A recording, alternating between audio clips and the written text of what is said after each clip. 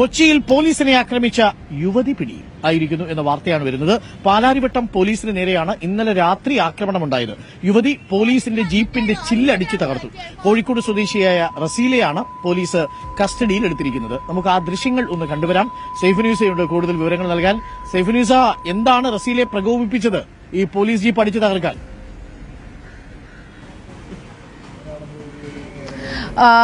ഈ അരുൺകുമാർ, ഇത് ഈ ചെറിയ കക്ഷിയൊന്നുമല്ല. നേരത്തെ തന്നെ പാലാരിവട്ടം പോലീസ് സ്റ്റേഷനിൽ 2 കേസുകളുള്ളതാണ്. ഒന്ന് NDPS കേസാണ്, മറ്റൊന്ന് ഹോസ്റ്റൽ അടിച്ചു തകർത്ത കേസാണ്. ഇന്നലെ റോഡിൽ പ്രശ്നമുണ്ടാക്കുന്നു എന്നറിഞ്ഞ് പോലീസ് എത്തിയതാണ് അന്വേഷിക്കാനായി. ഇതേ തുടർന്ന് പോലീസിന്റെ നേരെ ഇവർ വളരെ മോശമായ രീതിയിൽ അശ്ലീല പ്രയോഗങ്ങളടക്കം സംസാരിക്കുകയായിരുന്നു. അതിനുശേഷം പോലീസ് ഇവരെ കസ്റ്റഡിയിലെടുക്കാനായിട്ട് വനിതാ പോലീസ് ഉണ്ടായിരുന്നില്ല.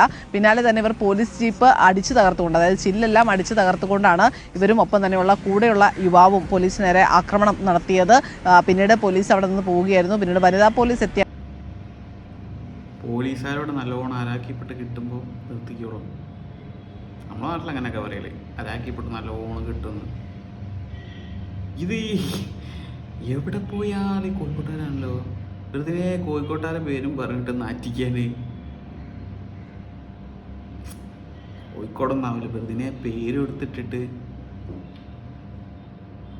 ഓരോരോ സാധനം കുത്തി കയറ്റിയിട്ട് വേറെന്തോ ഞാൻ കിങ്ങാണെന്നുള്ള മൈൻഡ് ആയിരിക്കും. എന്നിട്ട് പോലീസുകാരൊക്കെ നെഞ്ഞത്ത് കയറുന്ന ഇവർ നല്ലോണം കിട്ടുമ്പോഴേ പഠിച്ചോളൂ. നേരെ കൊണ്ടുപോയിട്ടെ ആഫ്റ്റർ സീനൊന്നും നമ്മൾ കാണില്ലല്ലോ. അത്